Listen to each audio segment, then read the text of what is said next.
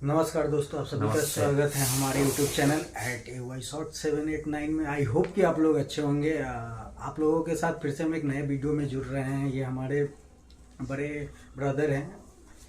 Welcome to the channel and आप लोग पहली बार देख रहे होंगे इस चैनल पे हमको। हमारी जो दूसरी चैनल है हम उस पर रहते हैं, आते हैं, वीडियो आते हैं। लिंक आपको डिस्क्रिप्शन में मिल जाएगा उस चैनल का भी, दोनों चैनल का। प्लीज़ जाइए, ढेर सारा प्यार दीजिए, लाइक सब्सक्राइब शेयर कीजिए ताकि हमको मोटिवेशन मिले कि हम और बेहतर से बेहतर कंटेंट वीडियो आपके सामने लेके आएँ। तो आज का जो विषय है जो हम बात करने वाले हैं वो हम वर्तमान बिहार की जो राजनीतिक व्यवस्था है उसके ऊपर बात करने वाले हैं। इन्हीं सब खास मुद्दों को लेकर के आज हम एक दूसरे के साथ बैठ रहे हैं और इन सब सारे चीज़ों पे हम लोग आज चर्चा करेंगे कि बिहार की जो राजनीतिक अभी उथल पुथल चल रहे हैं, इन सब बारे में आप लोगों को मैं अपडेट देता रहूँगा। तो आप इनके मुंह से सुन सकते हैं जो अभी वर्तमान स्थिति चल रहा है राजनीतिक के ऊपर, उसके बारे में। सबसे पहली बात कि जो आज के डेट में हमारे माननीय मुख्यमंत्री साहब है नीतीश कुमार जी, उनका हमेशा से एक पैटर्न रहा है, उनको इनसिक्योरिटी रही है हमेशा से चेयर की कि जब भी कभी उनके अपोजिट कोई खड़ा होके उनसे बेहतर काम करना स्टार्ट करता है जी।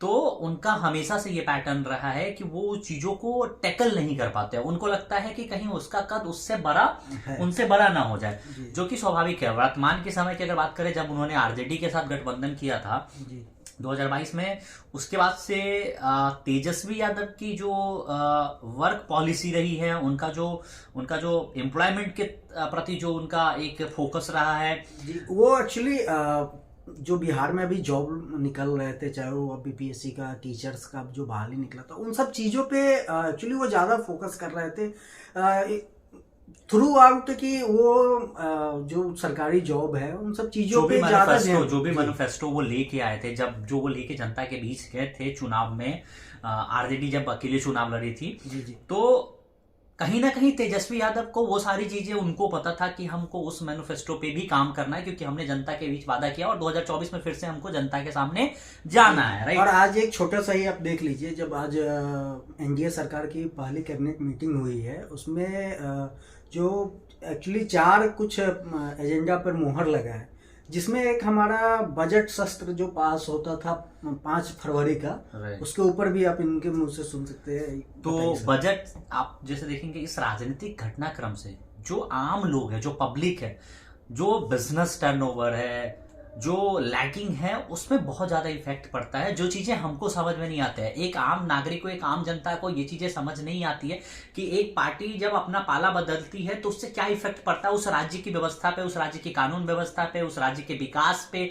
इसका एक बहुत बड़ा इम्पैक्ट पड़ता है, जिसका जीता जागता उदाहरण ये है कि 5 फरवरी को बजट शस्त्र पेश होने वाला था, जिसको एक्सटेंड कर दिया गया है फॉर सीइंग दैट कि जो अभी राजनीतिक घटनाक्रम चल रहे हैं इसकी वजह से उसको एक्सटेंड कर दिया गया। दूसरी बात कि कैबिनेट विस्तार भी अभी तक नहीं हुई है। एक और रीजन, उसका मेन रीजन ये भी है, क्योंकि जब लोग ही नहीं रहेंगे तो जो काम होने वाला है वो कौन करेगा।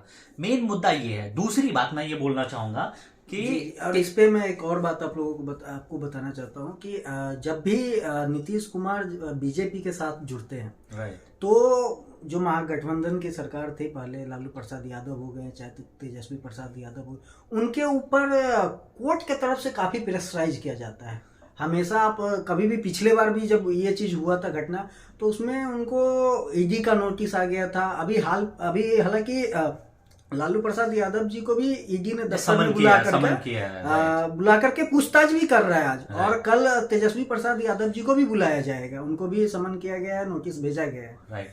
तो ये ना एक बहुत पैटर्न रहा है हर पॉलिटिकल पार्टी का, जिसकी भी आप बात करें।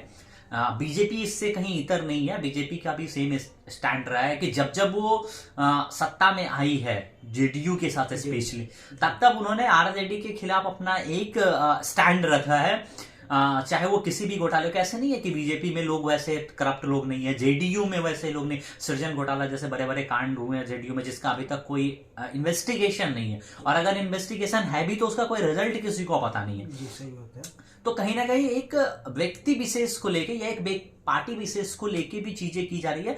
हम आरजेडी के सपोर्टर नहीं है और हम आरजेडी को सपोर्ट नहीं, हम किसी भी राजनीतिक पार्टी को सपोर्ट नहीं कर रहे, लेकिन जो बिहार की जनता, आम जनता का जो विषय है, जो भौतिक मुद्दा है उनका, जो उनका बेसिक नीड है, पर कैपिटा इनकम की बात होनी चाहिए, यूटिलाइजेशन की बात होनी चाहिए, आईटी सेक्टर की बात होनी चाहिए, बिजनेस डेवलपमेंट की बात होनी चाहिए, रोजगार का बात होना चाहिए कि आप कैसे। एक और चीज मैं बोलना चाहूंगा, नीतीश कुमार ने जो कल एक स्टेटमेंट दिया था कि हमने सही जगह पे आ गया, अब फिर से हम काम करेंगे। तो मैं एक छोटा सा बात करना चाहता हूँ कि इससे पहले भी तो उन्हीं का सरकार था ना, एनडीए में ही थे, तो इससे पहले उन्होंने क्या किया कि अभी वो ये चीज बोल रहे हैं, तो क्या दिखाना चाहते हैं? लगातार नोटिस करने वाली बात है कि लगातार पिछले 9 बार से वो मुख्यमंत्री बन रहे हैं बिहार की, और लालू प्रसाद यादव जी के बाद एक लंबा समय नीतीश कुमार जी ने बिहार की राजनीति में तय किया है। लेकिन जिस हिसाब से बिहार की व्यवस्था या विकास व्यवस्था आगे बढ़ी है, उसमें कहीं से वो एग्रेशन या वो पैशन दिख के नहीं आता है जो बिहार के लोगों के लिए इंपॉर्टेंट हो।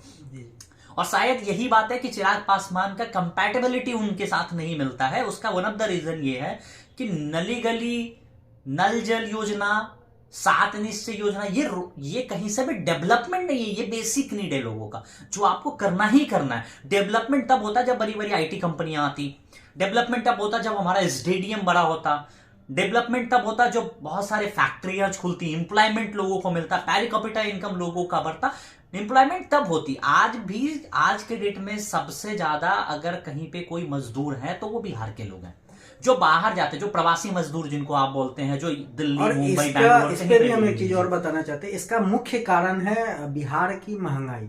और जब बीजेपी की सरकार आई है, एनडीए की सरकार आई है, तब तक महंगाई हद से ज्यादा बढ़ा है और मजदूरों का जो रोजगार है वो सबसे ज्यादा कम हुआ है। एक और चीज हम आप लोगों को बताना चाहते हैं कि तेजस्वी प्रसाद यादव ने मोइनुल हक स्टेडियम के बारे में बोला था कि उसका फिर से निर्माण किया जाएगा। हालांकि अब तो सरकार चेंज हो गया, तो अब नीतीश कुमार का उस विषय पे क्या कहना है? ये विषय पे हम आपको एक स्पेशल वीडियो आपके साथ लेके आएंगे जिसमें हम लोग डिस्कस करेंगे और चीजों को अच्छे से एनालाइज करेंगे कि एक लंबे अरसे बाद जो है बिहार क्रिकेट एसोसिएशन को बीसीसीआई के द्वारा रिलीज किया गया, रिस्ट्रिक्शन हटाए गए, और उसके बाद आज का जो वर्तमान परिस्थिति है उसमें भी कहीं कोई इंप्रूवमेंट नहीं है। अध्यक्ष अपनी टीम लेके आते हैं, सचिव अपनी टीम लेके आते हैं, स्टेडियम कहीं से अच्छी नहीं है, बिहार में किसी भी खेल प्रतिभाओं के लिए कोई अच्छा प्लेस नहीं है, जगह नहीं है, खिलाड़ियों को कहीं से प्रोत्साहन नहीं मिलता है।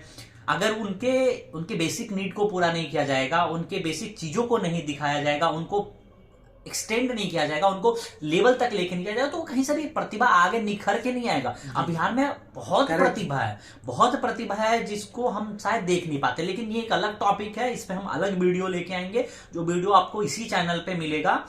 तब तक के लिए थैंक यू वेरी मच। और लाइक, सब्सक्राइब, शेयर कीजिए। और बिहार की जो वर्तमान राजनीतिक व्यवस्था है इस पे हम आगे भी वीडियो लेके आएंगे।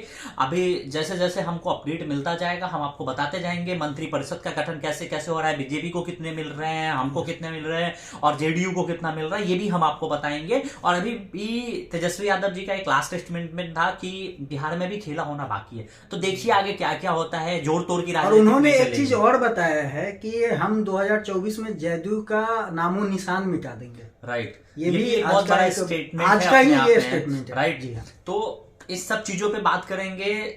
तब तक के लिए आप लोगों से थैंक यू वेरी मच। आप वीडियो को लाइक कीजिए, शेयर कीजिए, सब्सक्राइब कीजिए। चैनल @AY Akshay 789 को आप लोग बहुत सारा ढेर सारा प्यार दीजिए, और ताकि हम लोग और वीडियो लेके आपके पास हमारा चैनल हुआ @AY Short 789, आप लोग लाइक सब्सक्राइब करें। बस आप लोगों से यही रिक्वेस्ट रहता है हमारा, ताकि अगर आप हमें सब्सक्राइब लाइक करेंगे तो हमें उससे मोटिवेशन मिलता है कि ताकि हम आप लोगों के पास और नए अपडेट लेकर के आते रहे। राइट, और जो दूसरा चैनल है हमारा, जो 2 अलग चैनल्स हैं, उसके भी लिंक आपको डिस्क्रिप्शन में मिल जाएगा। प्लीज उस चैनल पे भी जाइए, वहां पे आपको स्पोर्ट्स के रिलेटेड स्टोरी मिलेंगे, आपको मोटिवेशनल स्पीचेस मिलेंगे। तो प्लीज जाइए, ढेर सारा प्यार दीजिए। Thank you very much, good night.